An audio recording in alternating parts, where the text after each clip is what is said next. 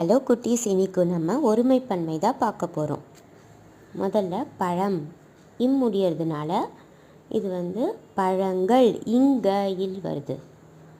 அடுத்து நாற்காலி, நாற்காலிகள்.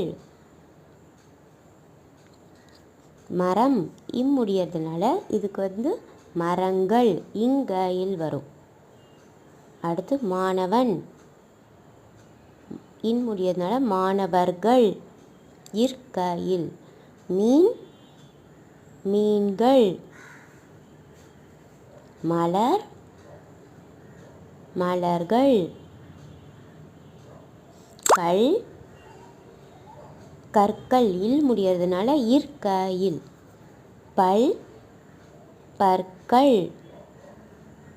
கொசு இல். இதெல்லாம் கொசுக்கள். தேனி தேனீக்கள்.